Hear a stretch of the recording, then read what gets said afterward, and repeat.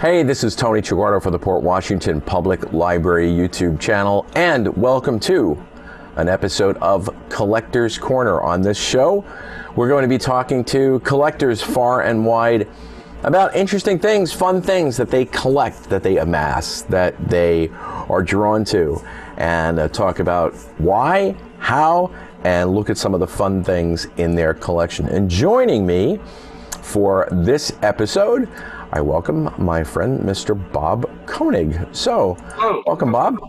How are you? Nice to see everyone. Thank you for watching. And welcome to the show. This is a lot of fun.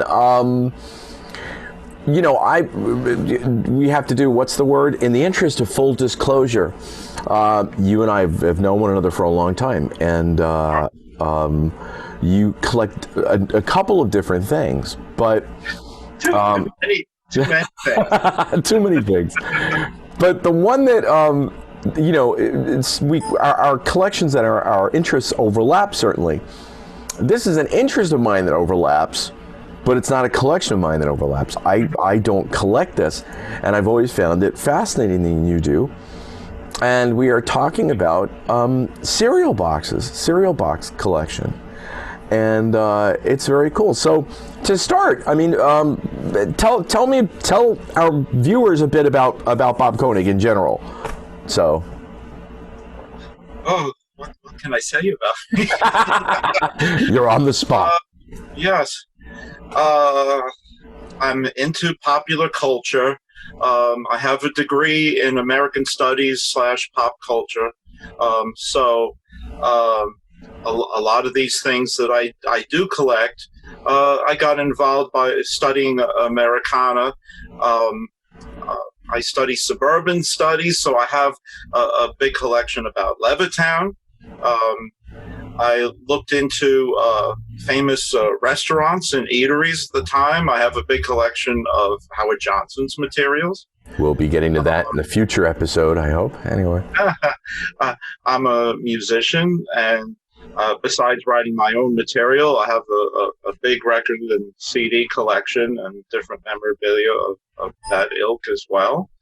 And I have a big comic book collection. Actually, during this pandemic, I got rid of like half my comic books, but I still have way too many of those. And another odd thing that came up with all this to collect is cereal boxes. It's not something that I anticipated collecting. I think one of the things as far as children and kids of the 60s into the 70s, which is our generation, what we came out of, Saturday mornings was our time. We had all the cartoons and all the different things. There wasn't a Cartoon Network that showed cartoons all day, 24 hours a day. No, these things were on Saturday morning, and you didn't have video to tape these things. You just had to watch them and enjoy what you got to enjoy. I remember my mom going around and vacuuming in the morning and Saturdays and being mad that, you can just sit there, but I still have to work. And I'm like, you watch TV all week long. This is my TV. They got their stories every afternoon from, yeah, right. So what things are stick with kids is on Saturday mornings on the cartoons, you would see all these commercials of different cereals and different characters. The big thing was to sit with a bowl of your favorite cereal, and you'd see the characters on TV. Sometimes the commercials had a storyline with them, as from one to the next to the next. So it was like a cartoon in a cartoon. There was even a couple of characters back then. There was a mailman character for Post Alphabets, I believe, and a couple of those characters actually had their own cartoon as well. It was stopped early on because it turned out that this cartoon was basically just a half-hour promotion the cereals. So Postman, alphabets, letters. Yeah, just got it. Okay. Right. Okay. But you had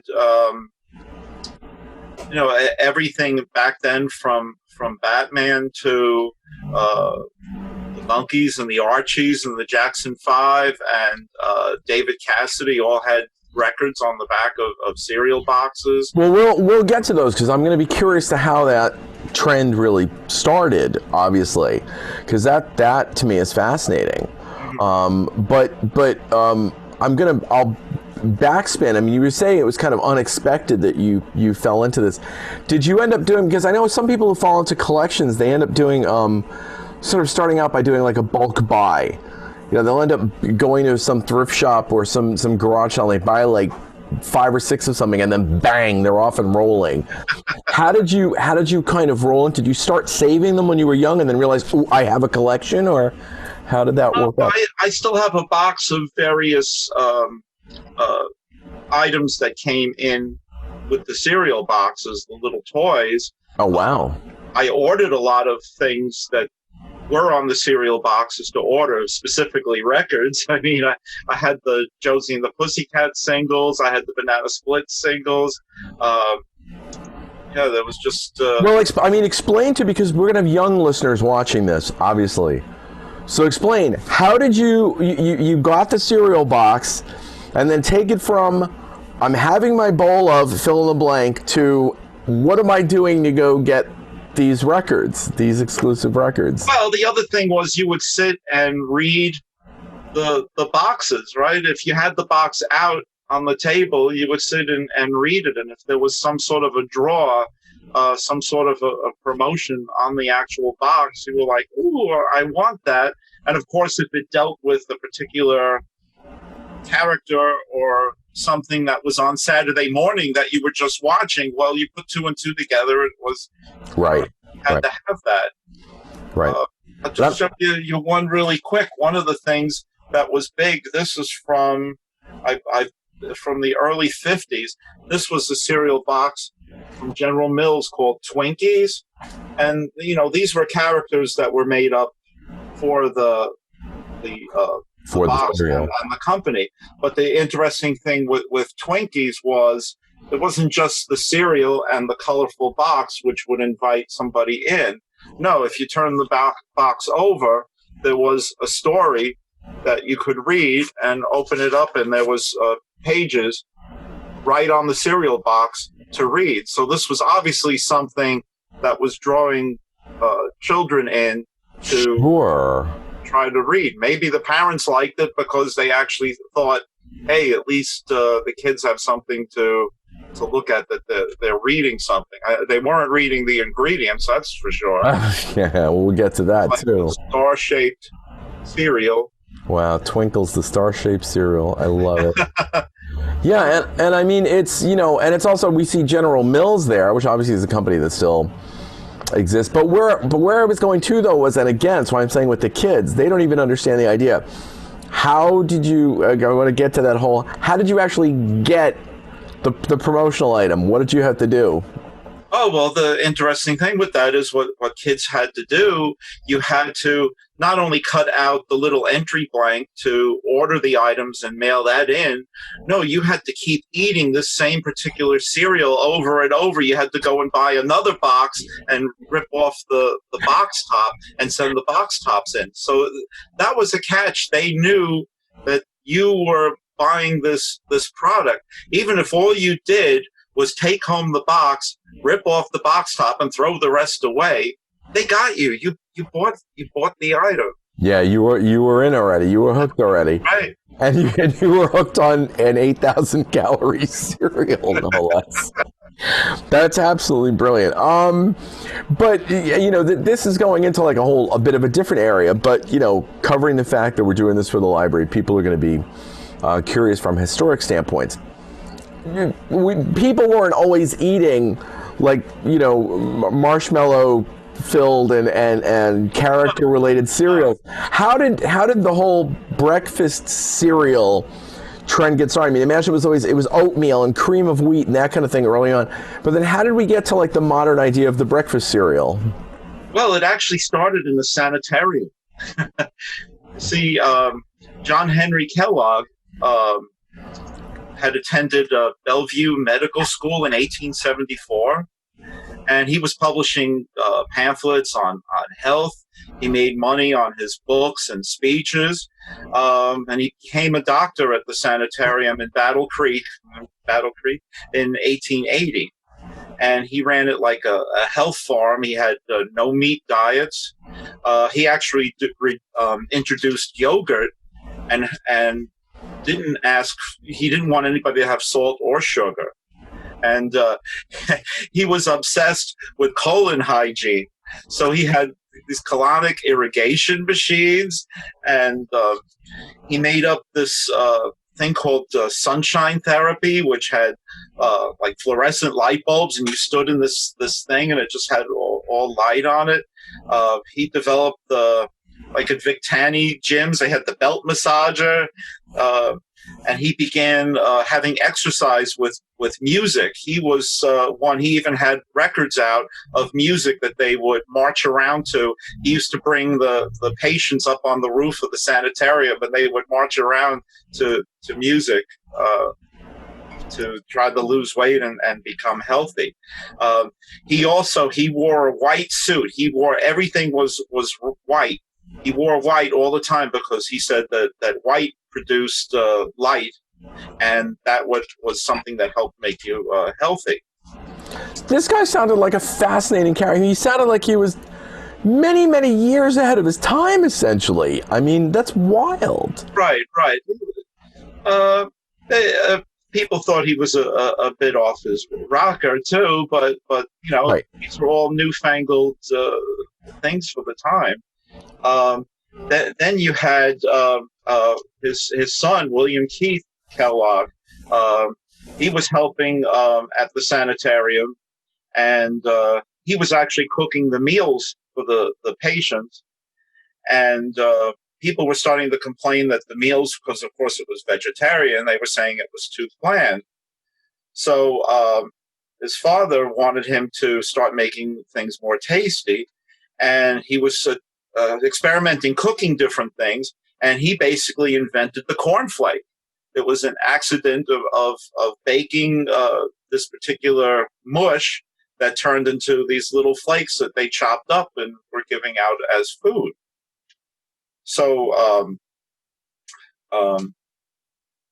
Dr. Kellogg, while doing all the things with his books and his his inventions and his talks, he never really saved anything he never patented anything. But his son, William W.K., helped him start the sanatorium health food company. And they developed a form of peanut butter called nut butter, and that was invented in 1897. Dr. Kellogg and his family, we'll go into more of the food in a minute, but just to say different things of their lifestyle. Dr. Kellogg and his wife had adopted 40 orphans. Oh my God.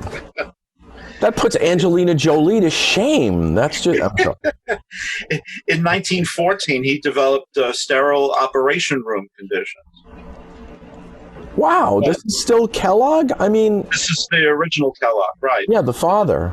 The WK at the same time was also trying to do more with food, and he wanted to explore selling it outside the sanitarium, but the doctor didn't want it to go anywhere else but inside the sanitarium. But it sounds to me, I mean, we'll get to this, but it sounds to me like his idea was bastardized pretty badly when it came to like the overloading of. Was he still overseeing the company when this sort of sugar rush started to happen?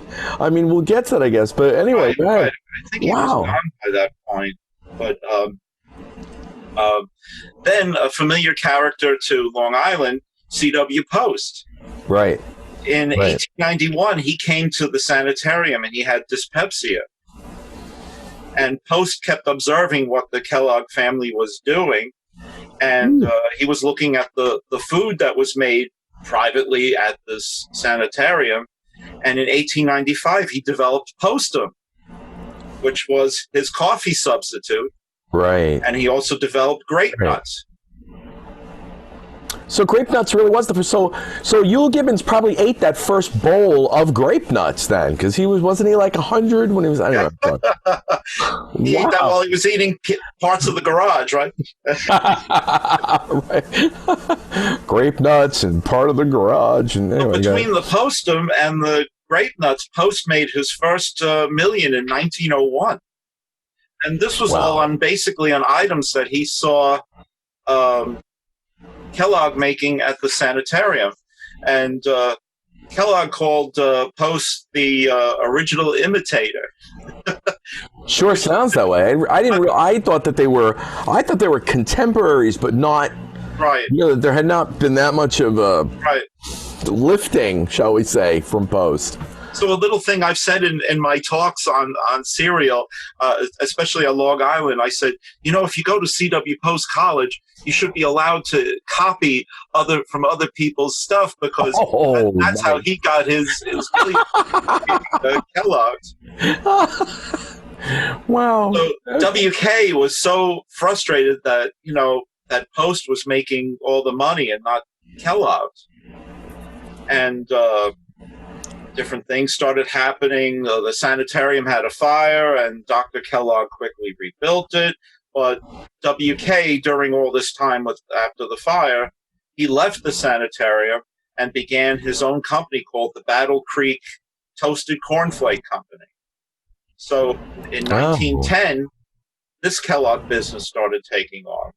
And WK put his signature on all the boxes so you knew which ones were official. This is just a copy of an idea of one of the original boxes. But you can see there is a signature, W.K. Kellogg. Wow. So, and hence the logo always looking like calligraphic. Was his autograph, yeah.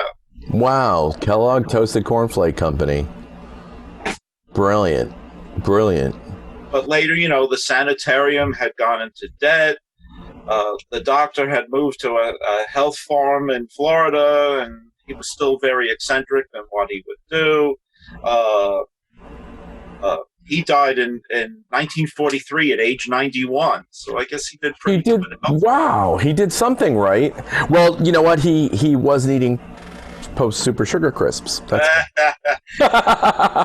right. W.K. Kellogg died in 1951, but he was also 91. Wow. Yeah, I mean, it kind of is, it amazes me. And now, okay, so we've got like the start of the history. So now, as we touched on a little bit earlier, how did we get to the point where these become the wonderful sugar-filled treats that you and I grew up in? I mean, is it no wonder that we walked around like this all the time? I mean, it was, but the sugar treats, and then also too, how did because obviously you had to a degree, you had to market to mom and dad. Mostly mom, because let's be honest, at that time period, mom was doing most of the grocery shopping. Right. But there's also what I call the tantrum factor, which is the I want that, and the little kids in the shopping cart and they're freaking.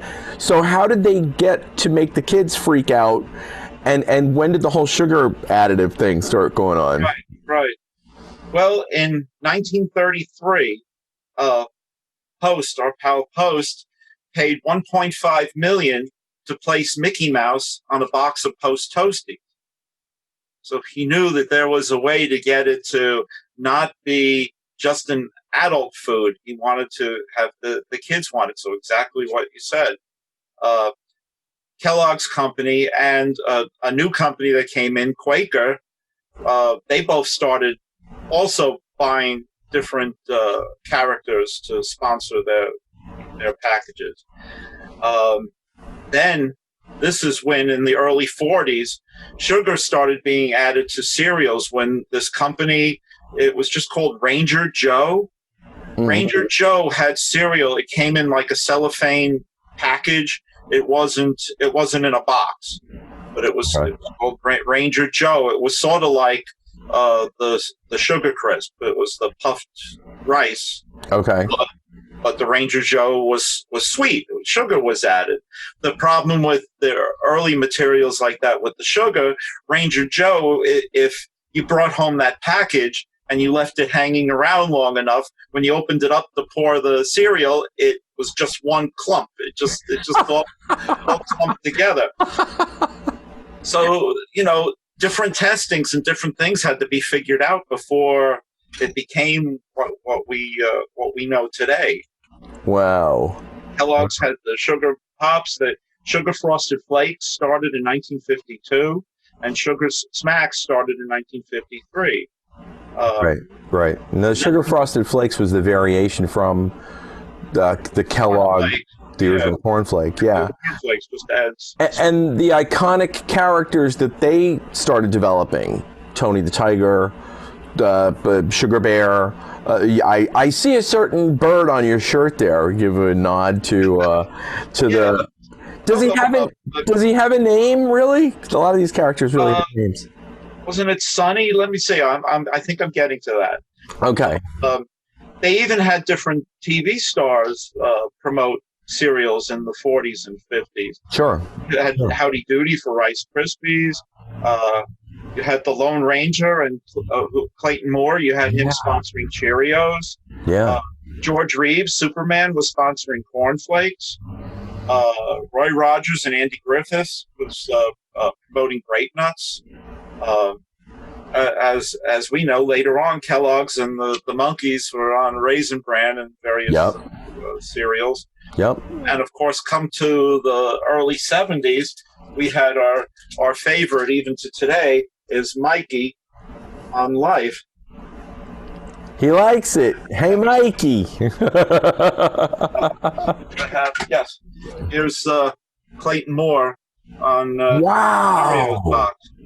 This is only it's only a partial saving of somebody's box, but the kids there was a frontier town on the back. As you can see, it's all the kids cut it out. But wow. You can see the instant promotion of a Cheerio. Now, what's an approximate year for something like that, Bob? Mid 50s, probably, when the show was airing, I guess. Well, this box says 1948. Oh my God! Wow.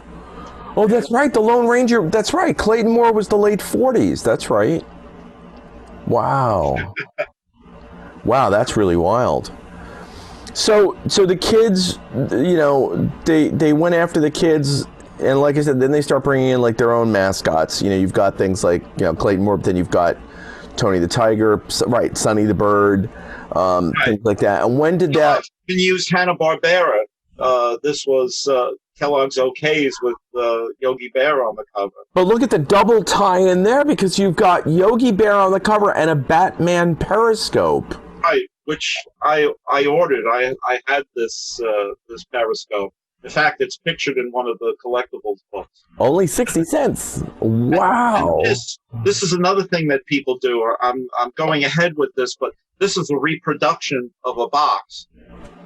That's another thing that people do today. Is if somebody has one, different people that worked for the industry, they would go around as salesmen. They had in their suitcase all these flats of boxes. So if they still kept them years later, they were like mint condition cereal boxes because they never were used. They never went to a home. They never went to a supermarket. They were sitting in their suitcase. So This is how a lot of them got saved like that they would be mint to advertise that way.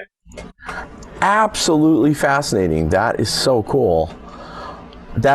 So I mean, are people making money on those? Is that the idea of what's going on there, or are people? Oh, sure. I have others too. The show of that category.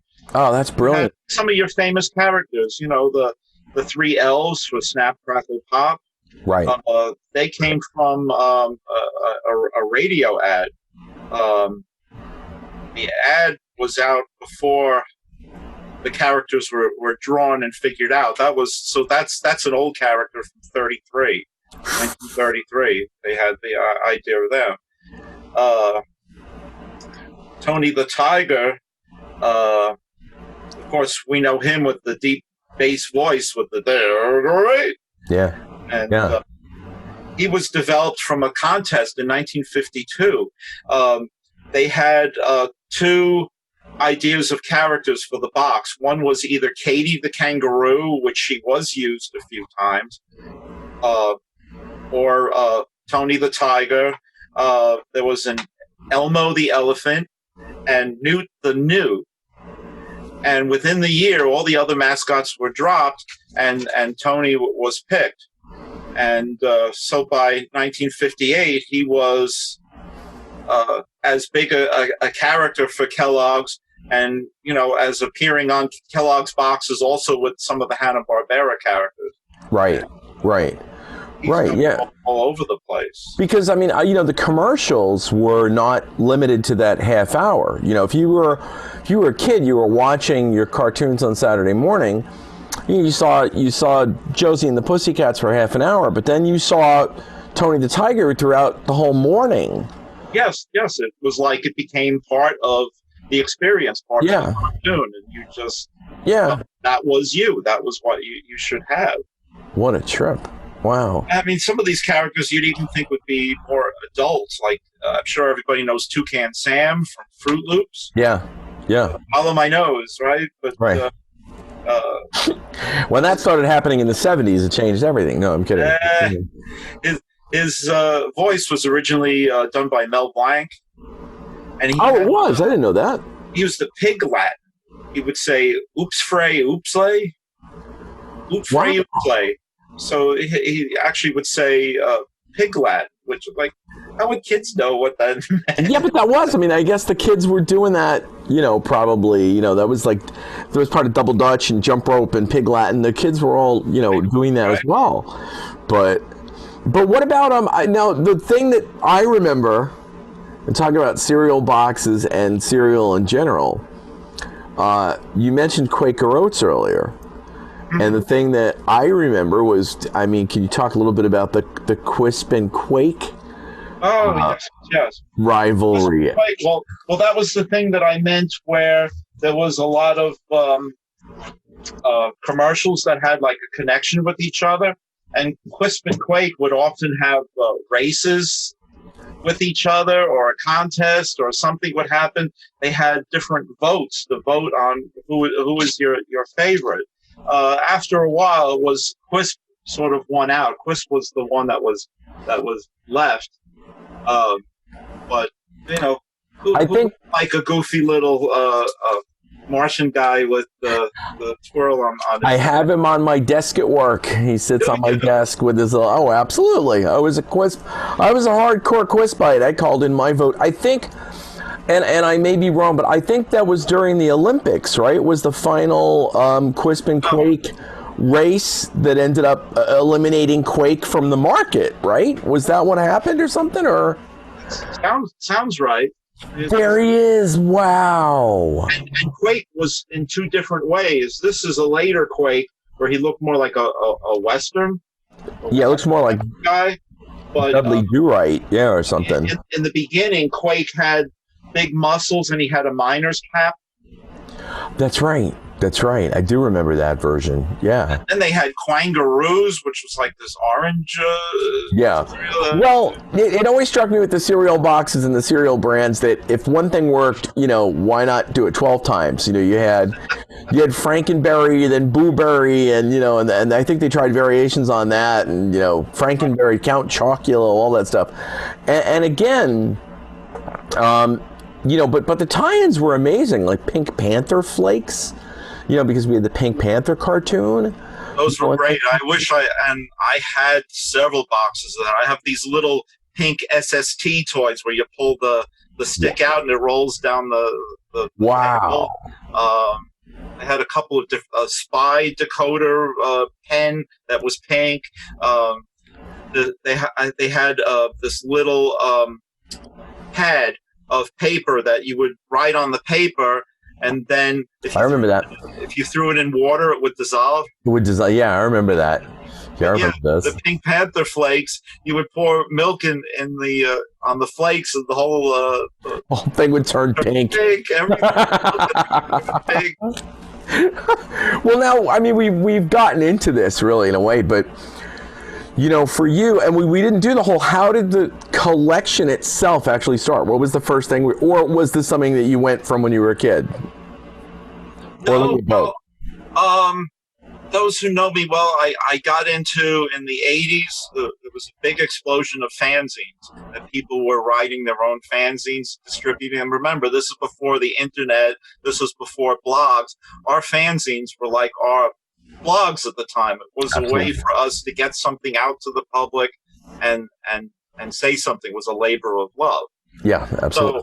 So this guy from Massachusetts, name of Scott Bruce, he first was a big collector of lunchboxes, and lunchboxes became a thing because of this guy developing that collectability. So somehow, between looking for lunchboxes and things, he picked up on cereal boxes. He started this fanzine called Flake. Wow. And this is the very first issue of Flake. This was from 1990. Wow. And best cereal boxes of all time on the bottom was ran for like 20 plus issues of this.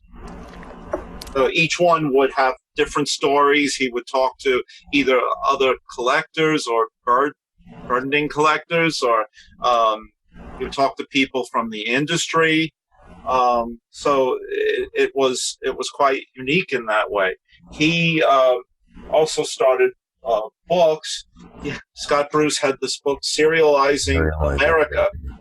Maybe you have this at the library. This would be a good thing to look at. In fact, sure. Do you remember there was a movie, Welcome to Wellville? Was it Wellville? It's about the Kellogg's and the sanitarium. Oh, wow. Okay. A lot of the idea of the movie came from also through this book. Through the book, yeah. Well, somebody who did the research. Yeah, that's how it always, you know. And, wow. I'm listed in the credits with this one. But then he had specific books on collectibles. This is cereal box items from the 1950s. And that goes into the boxes, the giveaway items, probably. Premiums, yeah, the giveaways, everything. Right. And of course, one that I have several of my items in is this one, the cereal. Sure, Dozen Prizes of the 60s. That I've seen, yeah. But there's our favorite Quisp. And on the back, there's Quake with the miner's hat. There he is. Wow. And still the fairly pronounced jaw. Unbelievable.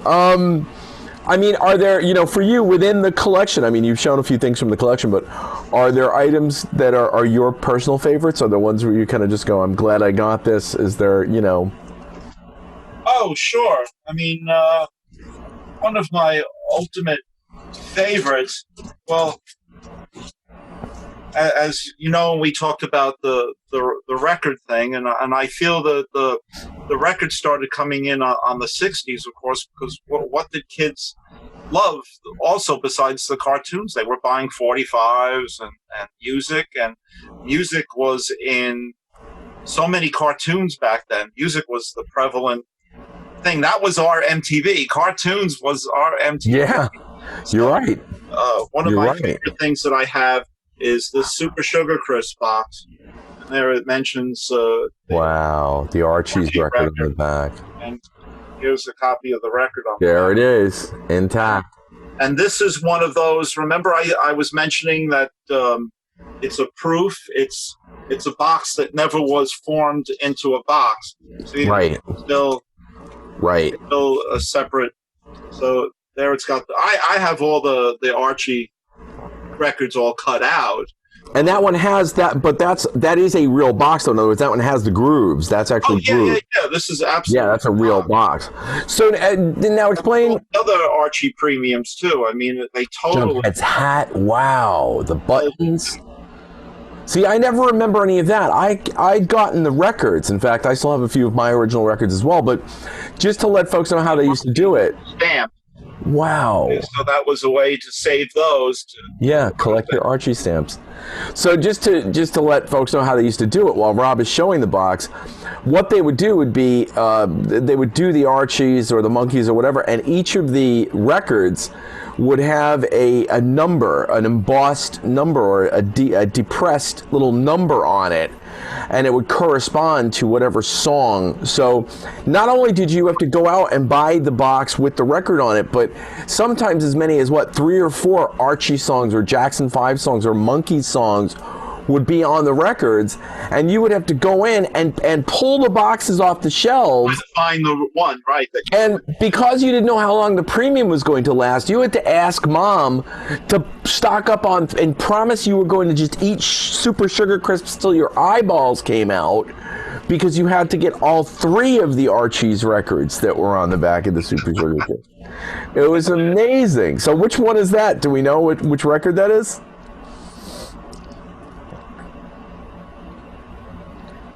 Sometimes it used to tell you like this is number blank, and it had the little embossment, and then you knew what record it was.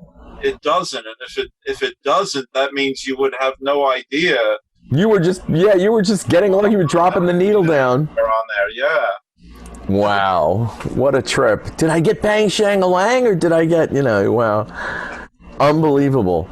So yeah, I mean, now is there a Holy Grail? Is the one that you're going after that? I'll let you keep going and pulling out favorites, but is there a Holy Grail that you'd like to get a hold of? I would love to find a real Pink Panther Flakes. I've never bought a repro of that. Okay. I have a repro. Where is it? I have a repro of the Freakies. The Freakies? I remember that for some reason. Yes, sure. Wow. Now is that symbol up top, is that Purina? Yeah. So Purina got involved in the kids cereal game too as well. Which would make sense, since they mostly, what the checkerboard would say, they mostly sold like farm animal foods and grain and meat. And what was also Ralston Purina was Jack in the Box. Oh, well, there you go. Yeah. Wow. Dog food and tacos. Gotta love it. And cereal and children's cereal. And wow. Freakies was the most bizarre in the 70s. You can look up on YouTube. I'm sure there's commercials. All these characters had to do with, they were caricatures of some people that worked in the Purina offices or the ad agency. There was some sort of weird connection between that and the commercials. As you can see, the artwork itself, they look like the 70s underground artwork. Yeah. So little Ralph Bakshi going on there. Very unusual, and they just lived in this tree of the cereal, this cereal was like 95% sugar. You wanted a health food, you would cut up the box and eat the box instead. Did they go into the trees and beat the dickens out of the Keebler elves? Was that what was going on, actually? But everything was promoted. And here on the back were these little boats that you added a baking soda to on the top, and the they would balloon on your in your tub or whatever. Right. And right. On the side there was an order blank to get T-shirts or little cars. See, there's an order blank to order these things. The complete set of Freakmobiles. Wow. And over here is a Freaky's stamp to cut out as well. The seal that you cut out. So unbelievable. So for you, the Holy Grail really is finding the original Pink Panther box. That's kind of that's one. The big one. Well, and funny because I remember once cutting out the front with Pink Panther, and I had that up in my room. Well, what we'll do, in all seriousness, not to be funny, because people will see this. So if you're happy with this, give out some contact information. People can reach out to you, because if anybody out there comes upon a Pink Panther box, you can reach out to Bob and say, "Hey, yeah." But But with that in Big mind, money for us. yeah, but well, I mean, is there money in this as a collection? I mean, for you, if you don't mind my saying, I mean, did you ever really spend for a collectible piece, or are there anything where you'd say, well, if you find one of these, this is $1,000, you know? This one I think I paid $50 for. Oh, wow, The most expensive of a cereal box. But now to get one of these, I saw one not that long ago. It was like $700. So when you just put in cereal boxes on eBay or collectible boxes, and you'll see what people are selling these for. Wow. So how long ago did you purchase that, Rob? You're looking at a number of years ago then, obviously. Right. I got that probably early 90s. Wow. Now, we touched on this too a little bit, but you know, you finally had the great sugar awakening, I guess, of what, the 1990s or the 2000s, and a few of the characters lost their street cred, you could say, but they lost their some of their names, they lost part of and they lost the sugar aspect. So did that put a kink in this whole thing, or a big change in this whole thing, or how'd that go when that started to happen? I think so, because then the characters really couldn't sponsor in the same way. Yeah. I mean, then of all things, Quaker had this cereal called King Vitamin. I have breakfast with the king. Breakfast with the King, and what was unusual is this cereal was supposedly, packed with vitamins. So then the mothers would say, "Oh, this is a good cereal, so I'll let the kids eat it." I mean, it basically was the same as what was Quizz for Captain Crunch, just put it in a different box. And I ate it. It was sugar. I ate plenty of King Vitamin. I had breakfast with the king and then ran around and bounced off the four walls all day, just like I did when I was eating Quisp and Quake. That's fun. Wow. Be always a joke with that. You know the song "A Better Man" by what's the name of that group? They were contemporaries with Nirvana. I can't think of the name. Pearl Jam or any Pearl Jam. Okay. Yeah. Can't find a better man. I would always hear it and saying, "Can't find King Vitamin." Well, you've got it in your collection. You've got him right there. But you see how quickly too that we caught the song. I mean, isn't that funny too? Even that stayed with us. The catch lines, King Vitamin had breakfast with the king. We knew those. The songs, the catch logos. The catchphrases. We knew those. You had stuff like this, which was cornflakes and strawberries. They tried to put what they felt were good ingredients into the cereals to try to get the parents to be okay with it. So they thought if you freeze dry different different fruits and put it in there, well, it's something healthy. At least they're eating something healthy. Right. It's a practice that has come back. There's a lot of cereals now with the freeze-dried different things. Well, raisins is a big thing, but now that you even have some, I think, that has blueberries and stuff in it. Well, right, and I guess that's true. I mean, I guess Raisin Bran was probably the earliest, because you had the brand cereals, the Special Ks. Then they started going after the heart-conscious thing with some of the, Oh, and let's talk for a minute. I don't know if we have any, but there was Wheaties. Wheaties had celebrities and athletes and things like that. What's great with them is, and yes, see, people will collect those. I know people that are into sports collectibles, and they don't collect cereal boxes per se, but they will collect the Wheaties boxes. Sure, it's crossover. Well, it's like us with the music, collecting the records. Of course, we know that they're popular. Michael Jordan. I understand the one little bit of reading I did. I understand that the Bruce Jenner one is off the charts in terms of monetary collectible value, which is wild. This one's in a special case. Tiger Woods, wow. Tiger Woods.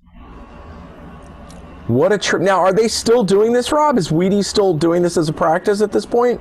Wheaties likes the sports, and it seems to bring, this is an NFL Just the NFL and Oh, that looks a little bit like the guy from Married with Children in the helmet there, Ed Riley. But anyway, I'm sorry. It does. It really does. Yeah. For us on. Yeah. Think of Sarah Hughes. Sarah Hughes, yeah. There she is on the cover of her Wheaties. Wasn't there one like I thought I remembered like Peggy Fleming or Dorothy Hamill or something like that? I thought I remembered one of them being on. There's so many of these. And of course you have controversial characters that get on the boxes too. Here's Pete Rose. Wow. Now that has to have some value at this point, probably, right? Sure. And I imagine they probably have to be very careful now because they never know when someone, by the time they shoot the photo and get it on the box, that person could be controversial. Right. Wow. Right. Here's one with a whole bunch, and there's Bruce Jenner up on this one. Oh, wow. So that's actually probably quite... Now, I see that sealed in plastic, so that was an original box. Now, I'm going to ask the crazy question, too. People are probably wondering. The cereal is still in those? Not in this one, no. Okay, but in some of them, the cereal is actually... And they resealed the box. Right. Put it in plastic. But there are different things that they put out. Here's a vintage Sugar Crisp. It wasn't Super Sugar Crisp at the time. And I have these cubes. See this cube that it's in? And that, like... Oh, yeah. Keeps it good, and then you can display it. So when I was doing some displays at different libraries, I was able to... put these out this way. It was an easy way to have them shown, and they weren't touched or anything. Now that's like a predecessor to the post Super Sugar Bear, or right. That's before they really gave him like a character. Gave him detail and it's like an early Bugs Bunny kind of thing. The Sugar Bear, that's funny too because you figure it's for kids and everything, but he was portrayed as this cool, easygoing type character. Can't get enough of Super Sugar Crisp. But his voice and his mannerisms were a derivative of Bing Crosby and Perry Como. Perry Como was the other half of that. I always said it was like very Bing Crosby, and I never could really put together but that's right, it's Perry Como. So he was partly from Port Washington then. That's kind of a cool. Okay. Yeah. Right, there you go. That's it. That's brilliant. That is brilliant. Type of boxes is there's so many of these. They keep changing them all the time. But there's Blueberry, Frankenberry, and Count Chocolate. This one's got like moving eyes or something. Wow, lenticular on the cover. Yeah. On the box. That gets expensive though, doesn't it? I mean, that's kind of surprising. They do those in limited runs, Bob, or? Yeah. And that's the way to sell this stuff. It's more that they want to sell not just the product, but yes, of course they want to sell the product, but the characters, the sponsors, and whatever. That's what draws people in. You never know what type of people and things they'll put on these boxes. Look at this, Urkel O's. Oh no! Oh, stop! Wow. And I guess, I mean, I can't imagine, I mean, these are O's, so I don't say this to be funny, but so many cereals are shaped, like an O. So I guess what you can do is you could pick up whoever is trending right now, just create the new box. You're not really doing much. Right. Yeah, the cereal itself is not really all that different. It isn't that different. You have everything from Hannah Montana. Wow, there she is. Box. There you go. It's your basic cereal, but it's just who would pick it up because, Miley's on the cover. Yeah, Miley's on it. What a trip. You love them from Saturday morning. You'll love them in your cereal. And it's just the marshmallows might have an odd shape. Right. The cereal's no different from something else. So some of these things are like limited editions. They only last for so long in the stores, and then they move on to. Well, and some of them I guess have managed to. Oh, look at that! A Star Trek cereal. One of the rarities, and that would be another Golden Grail, Holy Grail thing to find. There was a box in Canada from the '60s of I think it was Sugar Smacks with Spock on the cover. Oh, wow. In Canada, yeah. Wow. Why do I think I've seen plays on that? Like I've seen parodies of that cover in different spots, which is kind of wild. But that makes me think too that I know that Lucky Charms has succeeded in kind of keeping their brand alive by constantly adding and removing the marshmallows. And that's been a big thing, that like at some point you could vote on what marshmallow they wanted to add, and that's got to be a way to keep the modern kids interested in it.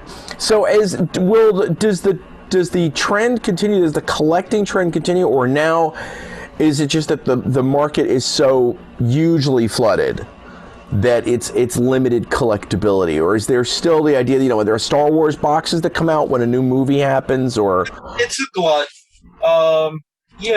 There were recent boxes of let me see if I can find different things. Anytime something is really popular, here's the Avengers on a cereal. So that is an Age of Ultron cereal. Wow. Right. So it's not only promoting the movie, it's showing the characters, and it's getting somebody to purchase it. If you're into the problem with the Hulk cereals, they're all smashed. All the people. There was a Hulk cereal too, a separate Hulk cereal. And then you have Pokemon as a cereal.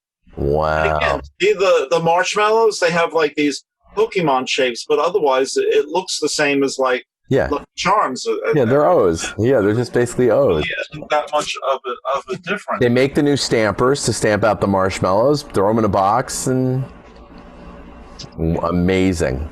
Absolutely amazing. Talked about video games. It was one for the Nintendo cereal system. It came with two separate bags of cereal, and depending on whether you like Mario or Zelda, was the one. Holy cow, that's crazy.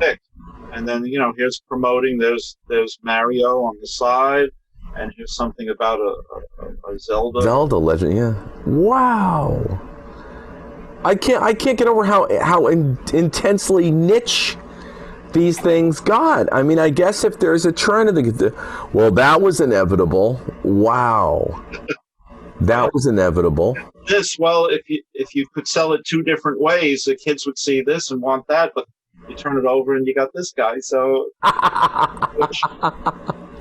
wow. Side is set up. So many. I mean, there's so much, leasing agreements, and this whole trend became a real boon for lawyers, I imagine, too, because of all the work they had to do to get all these deals in place, these co-marketing deals. Absolutely. You talked about the sugar. We'll see sugar. Especially the title of that was so blatant in the old days. It was a cover for Kellogg's Sugar Pops. Sugar Pops. So, sugar is the big word. Here's from, was it General Mills too? Part of Sugar Jets. Sugar Jets. Even sponsored and approved by Betty Crocker. Well, you used to see, let's face it, you see ads in, a lot of the ads in the adult, I won't say adult magazines, but magazines that were geared toward parents.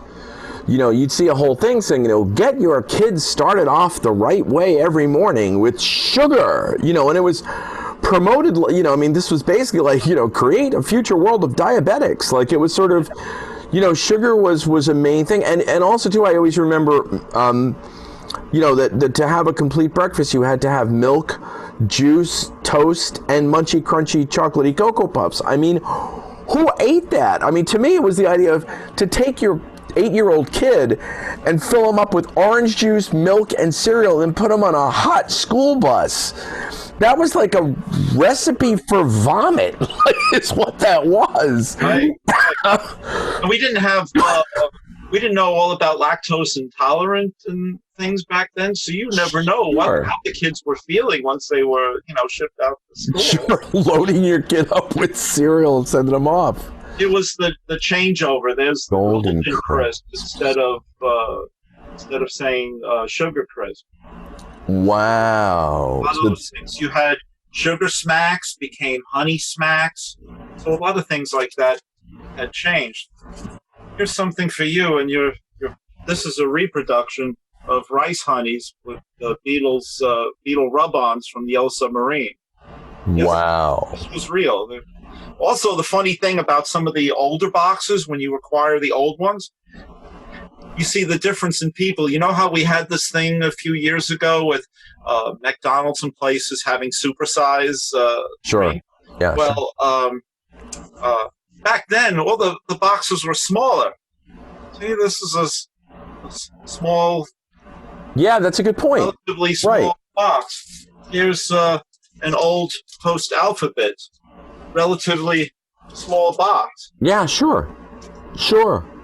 And then they ended up getting, like you say, they supersized it. Nowadays, here's the Flintstones on Pebbles, and this is post Pebbles from Canada. This is a Canadian box. Hence some French writing on it. Yeah, free gratuit. Oh, I had that too. I got different people who were ordering my fanzines from international areas. So I would tell them, I'll send it to you for free if you send me some of your cereal boxes. That was clever. That was a very okay. They were like, we're just going to throw them out, but if you want them. So here's Tony the Tiger from Japan. Wow, this is fascinating, man. This stuff's a blast. That is a blast. Tony the Tiger from Japan. We think an American icon, and there it is. Sure. Oh, what fun. Cornflakes. With the chicken. Yeah, the rooster, sorry. And I don't know, that's a character all their own. Yeah, sure. Combos. Yeah, I mean, that's right. the blue gorilla, with no name out here, but over there, But that's fun. Tony the Tiger promoted all different things. And here for our Long Island and New York fans, we got Tony the Rangers. Wow. Now, did they do those, say, in every state? Did they do, I believe so. Yeah. Sure. Yeah, there's the Mets. Wow. So you know that there's different ones in that way. Yeah, they're not selling those in Boston. And you got people on the hunt for these things, right? So, I mean, like, dare I say, when I go to another state, what's one of the things I do on my vacation? I go to the supermarket. That's tremendous. That is another tremendous. bizarre thing to collect with these, believe it or not, is local cereals. Your supermarkets have their own brands. Of course. People wouldn't find those exceptionally collectible because they're just kind of generic. Yeah. So some of them are interesting, especially if they come from local stores. And in my finding different ones and collecting them, I managed to get ones from like stores that are no longer in existence anymore. Oh, okay. So when you get like, this is the corn crisps from Grand Union, they would say just your basic box. But now because Grand Union no longer exists, sure, it's an interesting thing. I never thought of that. That's true. All over the country, I have like Piggly Wiggly. Oh wow, yeah, right. Winn-Dixie, of course, has their own generics. All that. Finest. Fruit Whirls. But again, Finest is something people here in New York would have known. Right. Exists. Right. And even now, we've got King Cullen is gone. King Cullen probably had their owner. Well, some of them used Milos and things like that were, generic company kind of thing. And now there's a lot of health food type of cereals. Yeah, going back to the original Kellogg, right? That's boring. Who needs that healthy stuff? Come on, Sorry, like is Wheat Honeys boring? Wheat Honeys, Nabisco Wheat Honeys. It's brilliant. Nabisco got that. Somewhere my wife, the health practitioner, just went, when I said, anyway. Of course, the promotional items, here was a Batman cereal, and it had this, wow. Bank. It was a bank taped to, bound to the box. Again, so how much, just out of curiosity, when did that come out? Do you know? This was when that first Batman movie came out that had the soundtrack by Prince. The Prince soundtrack. So we're looking at 89. So how much was something like that going for with the bank on the front? That had to be a $5 box of cereal even back then, probably. Free bank with purchase. So yeah. So and this one is still got the cereal. Still got the cereal in it. And as long as it's vacuum sealed, we know that there's no critters running around in there. So you're good.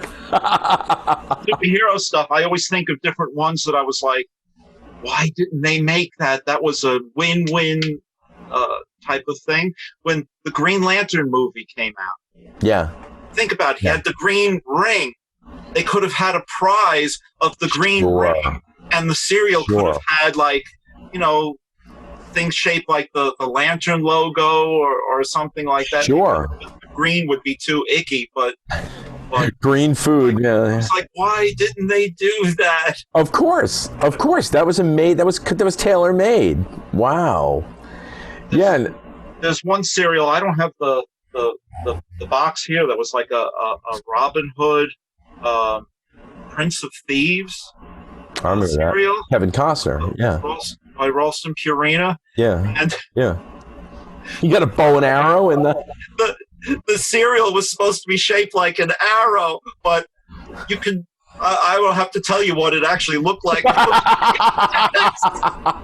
Wow, that's very funny.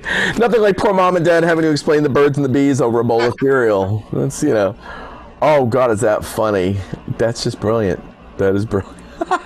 Well, then they could have turned it into, anyway, I don't want to go there. What movies they could have advertised. That is brilliant. Well, I mean, this is a lot of fun. This has been like a total blast. Characters we didn't even talk about, you had Captain Crunch, you had oh, God, yeah, the Captain Crunch. Now, why hasn't he gotten promoted in all these years? He's never gotten a promotion. He's just stayed. I mean, I guess he's a boat captain. So, but it's, in all seriousness, before we go, how did a character like that one come about? How did Captain Crunch happen? I mean, their cereal was different in a weird way because it was launched in '63, and it's actually Captain Crunch cereal is actually like fried. It's like a fried cereal. That's why it tastes like that hard sort of feeling. And that, too, the animation and the promotion was done by Jay Ward. Of Rocky and Bullwinkle. We should let people know where that comes from. Right. So it was a big deal, the show, the commercials. He had the boat, the Guppy. Yeah. And he had 4 kids with him on the boat that were like his crew. And they had a dog, a sea dog, and they were always after this nemesis, Jean Lafoot. Yep, of course. So again, just like before, what I talked about with the that idea of the postman, they had to be careful that it didn't turn into something that was like that it would look more like a TV show and not. Not just selling the cereal. Yeah, but still, though, I mean, it's brilliant marketing. It is brilliant marketing, and it's like I say, this is stuff that has stayed with us for years. I mean, we can do "I'm Cuckoo for Cocoa Puffs." We can do, "Follow Your Nose," where it always knows. These are hook lines, catchphrases. And these things, unlike so many ads, I think, from the 60s and 70s where we remember the ad, we don't know the product. Cereals are different. We know, it's I'm Cuckoo for Cocoa Puffs. They were smart with there are so many people that don't remember what the product was for I Can't Believe I Ate the Whole Thing. Right, each one had their own thing, right. Yeah. You had I'm Cuckoo for Cocoa Puffs with the Sonny the Cuckoo Bird. Yeah. The Trix Rabbit, right? The Trix. Oh yeah, Trix are for kids. Sure, God, yeah, wow. The cereal, Lucky Charms. The quote was always "After me, Lucky Charms." Right. So, they all had. Even Mikey had. That he likes it. Hey, Mikey. Yeah. Everybody remembers these little quotes. King Vitamin and Breakfast with the King. The worst one was that Linus the Lionhearted. I wish I had. I actually have a record of Linus the Lionhearted, Lovable Truly was the mailman's name. They had this young Asian boy called So High, and then Rory Raccoon. This turned into a TV show. They had the Crispy Critters cereal was the sponsor. So all these characters were on the different boxes, but they also had the half-an-hour TV show, Linus the Lionhearted. But the show was pulled in the 60s due to FCC complaining about that it was just promoting the food. It was nothing but a half-an-hour promotion. Yeah, right. Absolutely. That's why you didn't see a Captain Crunch cartoon, TV show, Tony the Tiger cartoon, and so forth. I'm sure had that been allowed, that would have been something we would have had. And look what it did with fast food, right? Between everything, from McDonald's to Burger King and whatnot, they all had their own little characters, and Happy Meals were like, the cereal of lunchtime. Right. I never thought of that. That's right. Happy Meals became the cereal box at lunchtime. You got a prize in the Happy Meal. That's right. It was the same kind of an idea. Yep. That's a trip. I never made the connection with that, but that's right. That was the lunchtime cereal box. And the cool thing about it, say, well, why would you waste space and time to care for something that basically was something that you threw away? Everybody throws away the boxes, right? You're there to get the food.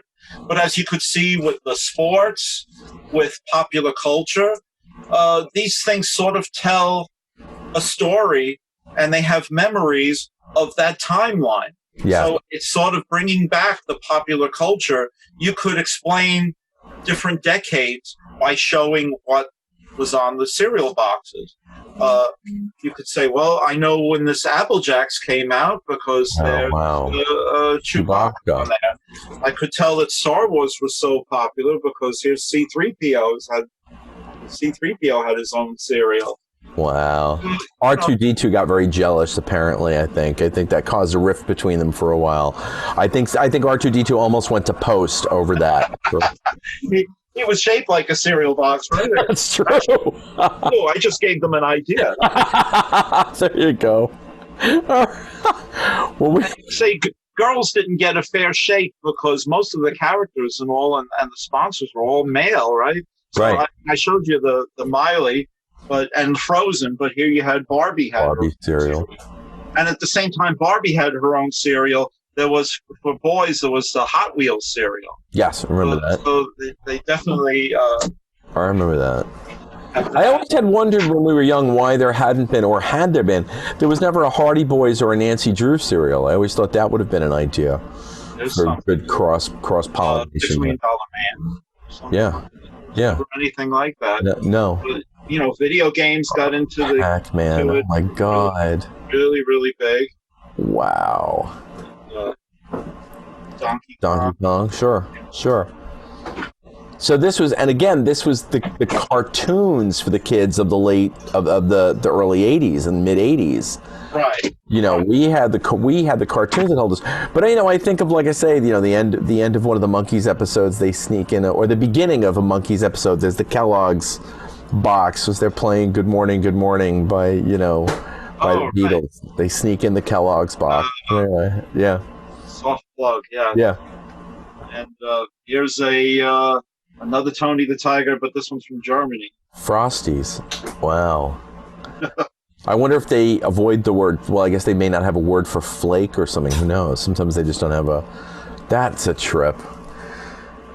Oh, man. From Kellogg's Deutschland. Yeah. Brilliant. Brilliant. Well, this has been a total trip. I have to thank you for sharing all of this. It's been wonderful because if this was a video game, it would be like you have a bag of holding next to you, as they call it, because it seems to be like it's just wonderful. You just keep reaching around. There's all these things that keep coming through, and it's just absolutely been brilliant to look at. Another fanzine, Freaky Magnet. There's the freaky character on the cover, and people were designing their own stuff. There's Porquake getting nightmares of quit. Holy cow! It was a cover with all different Captain Crunch cereals and all the spin-offs. That was Yeah, the other Butter thing. Crunch. Yeah. Some of them had their own like network of different cereals. Wow. It was like TV shows, spin-offs. People draw their own things. This was a character called Fruit Brute. And the Freaky cereal. Three there. But Oh, what a trip! There's just so much of this stuff. It's amazing what's out there. It really is. Scott Bruce wasn't the only one who made up books. I have some other books, but I'll show this one because it has a nice cover by Tim Part of a Hollis. complete breakfast. Cereal characters of the baby boom era. That's what I mean. Part of a complete breakfast. You had to have your toast and your juice and your glass of milk and then back on the bus in 100-degree weather. There's the Pink Panthers. There it is. Wow. All right. So when someone comes up with their box of Pink Panther flakes, is there a way to get in touch with you to? Oh, sure. Well, I'm all over Facebook. I'm easy to find there. Or Okay. They could email me at keyhole, KEYWHOL at AOL.com. Great. I'll put that at the bottom. Just look for you. Yeah, there you go. And I'll get you back to Rob and get him his Pink Panther flakes. So this has been a blast. This has really been fun. You remember the Pink Panther Flakes theme? It was the Henry Mancini Pink Panther flakes are pink. Pink Panther Flakes are pink and sweet as you can tell, because they're pink. Tickle me pink, or something like Yeah, that. which was really funny because I would listen to that and I'd sing along with it, and then I'd go, why do they have to be sweet just because they're pink? There was kind of a lyrical disconnect there, but we let it go. I mean, It was like it was Saturday morning bubblegum music. that's exactly what it was. Well, this has been an absolute trip, and this this is a great way, I think, to start our new series. Wonderful. And we will be back with Rob at some point because there's other collectibles hiding in that house. So we'll definitely have fun with that. But I want to thank everyone for joining us here at Port Washington Public Library's YouTube channel, and thank you for doing this. This is a blast. This is a great way to. It's a pleasure to do. Well, we will have more episodes. Keep an eye open on the YouTube page for more things happening. Rob will be back, I'm sure, and we'll have more fun going through some more items. For now, thank you, Bob Koenig, for joining us. And I'm Tony Traguardo, and the show is Collector's Corner here on the Port Washington Public Library YouTube channel. See you all again soon.